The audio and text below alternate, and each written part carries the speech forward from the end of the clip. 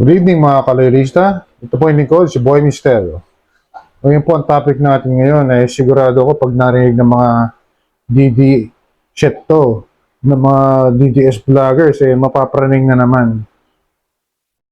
Kasi ito pong si former Senator Laila de Lima, talagang labis-labis ang paghanga at suporta sa ating mahal na Pangulong PBBM. Tinawag niya pa nga itong isang blessing. At saka nagkaroon sila ng breathing room para ipahayag ang kanilang suporta sa ating mahal na Pangulo. Di ba? Napakagad ng pakinggan. Kasi ito naman talaga yung mithiin ng ating Pangulo, ang unity. Kahit nawala na yung unity niya, pero ang adhikain niya is unity. Malamang sa malamang kasi, nakikita nito ni Senator Laila de Lima, na talagang si PBBM hindi tumitingin sa kulay ng politika. Ang tinitignan niya yung performance. Wala siyang pakialam kung dilaw ka, o kung pula ka, kung green ka. Wala siyang pakialam doon. Isang katunayan dito yung pag-appoint niya kay Department of Finance, Ralph Recto, na kilala naman natin na talagang dilawan at saka taga-Liberal Party. Pero hindi niya tignan yung kulay. Ang tignan niya yung performance ng tao. Kaya dito malamang, napahanga itong si Senator Laila de Lima. Kaya nagpapahayag siya ng full support. Ito po, basahin ko sa inyo. Liberal Party to work with Marcos government on worthy projects.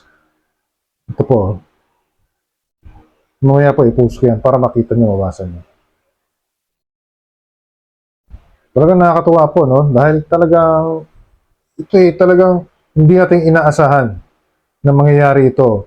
Kasi panahon ng eleksyon, panay ang batikos nila kay PBBM. Pero nung naupo na si PBBM, nakita nila yung pagkakaiba. Yung performance, at saka sinabi talaga ng PBBM, yung sinasabi niya, ang gusto niya unity. Ayaw niya magkakabahabahagi. Kasi nga, yung kasabihan na divided we fall, united we stand. Yun ang gusto ng ating mahal na Pangulo. Buo tayo. Hindi tayo basag. Hindi katulad ng mga DDS, pilit na binabasag ng ating administrasyon. Pero hindi sila magtatagumpay. Hanggat nandito tayo, mga loyalista, mga sumusuporta kay PBBM, hindi sila magtatagumpay. Ito po, basahin po natin yung sinabi ni Senator Laila de Lima sa pagsuporta niya sa ating mahal na Pangulong PBBM. A Philippine opposition party on Thursday said it is willing to work with the government of President Ferdinand R. Marcos Jr. on 3 programs if it means holding his predecessor to account. Liberal Party spokesperson, ex-Senator Laila de Lima, said Marcos government provided a breathing room.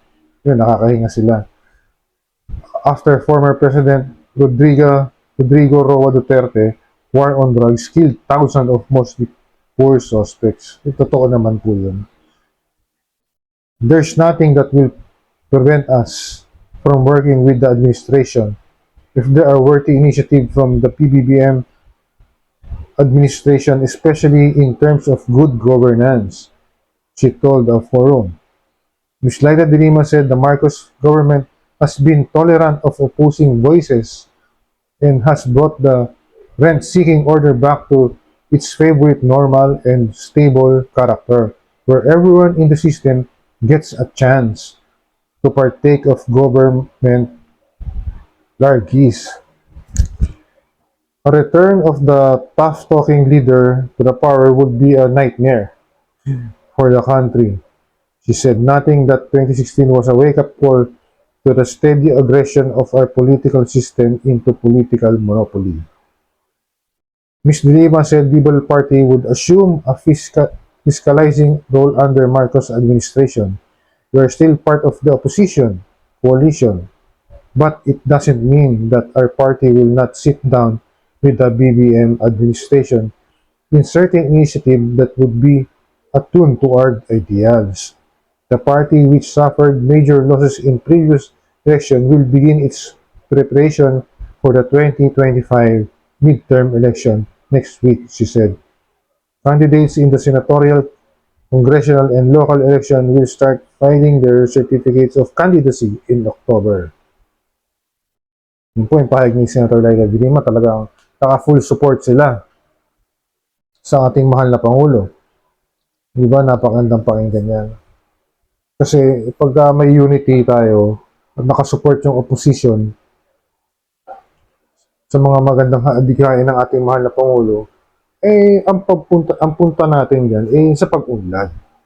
Hindi katulad ng ginagawa ng mga DDS vloggers na to, at talagang hinahatak tayo pababa.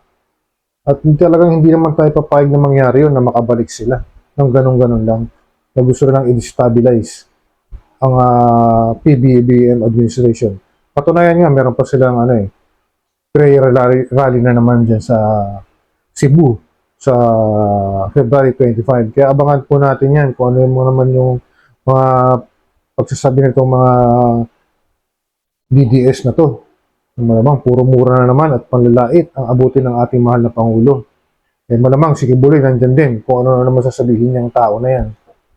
So, ibang klase talaga manira tong grupo na itong Duterte at saka ni Kibuloy. Talagang below the belt sila kung tumira sa ating mahal na Pangulo. Kung tumira sila, hindi issue. Personal na personal. Buti pa nga itong dilawan ngayon, sila Senator Laila de Lima, nakasupport sila. Kahit alam natin, nung eleksyon talaga sila ang number 1 na kritiko ng ating mahal na Pangulo. Pero nung naupo na, nag-iba. Dahil nakita nila ang vision ng ating mahal na Pangulo ay totoo.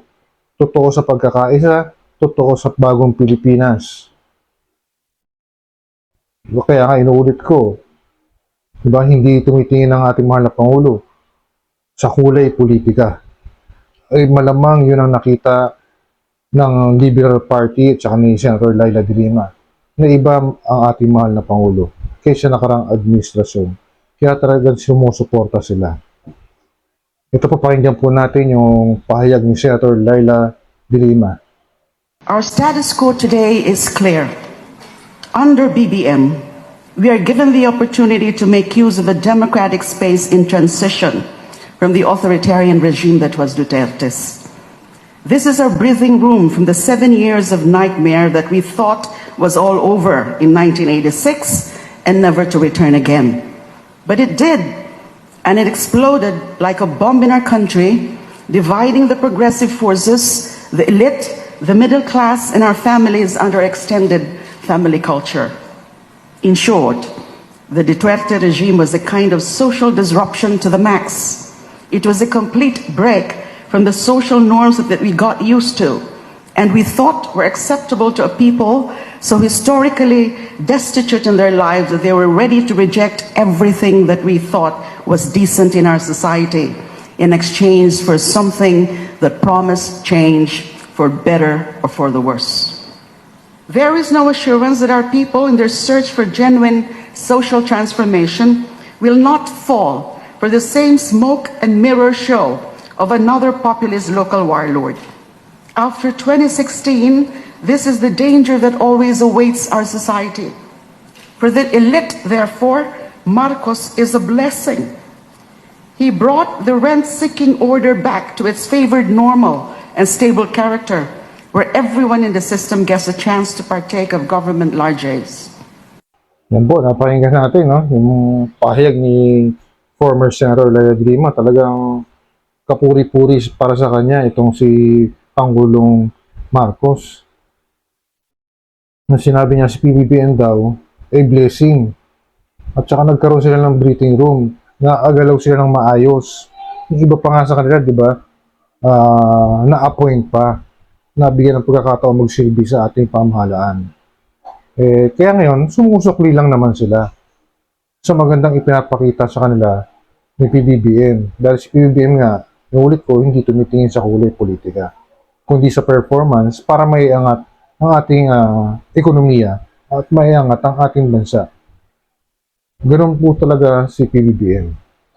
Kasi nga, itong Dilawan, no, nagkaroon na rin sila ng political maturity. Natuto na sila na yung paninira at personal na atake kay PBBM ay hindi nauubra. Kaya kailangan, kung may karoon naman sila ng pagbabatikos, kailangan issue. At yun nangyayari ngayon. At sa kabila nito, ang pagsuporta nila ay na kay PBBM. Dahil nakita nila yung magandang palakad at magandang ginagawa. Kasi nabibigyan sila ng pagkakataon na tumulong sa ating pamahalaan. Meron silang puwang. Yun ang nakikita nila. At yun naman ang totoong nangyayari. Kaya mga kaloyalista, patuloy tayong magmatsyag sa mga susunod na araw. Lalo na sa February 25, meron naman na magaganap itong mga DDS na to na hindi natin alam kung ano na naman sasabihin ng kanilang pukon laban sa ating mahal na Pangulo. Kaya tayo, suporta lang po tayo sa pamahalaan dahil ang pamahalaan natin, si PBBM, gusto tayong dalhin sa mataas na antas ng pamumuhay. Kaya pati yung oposisyon ay sumusuporta rin sa kanya ngayon. So hanggang dito na lang po muna mga kaloyalista. Ito po yung lingkod, si Boy Misterio. Please like and share my video and please subscribe to my channel.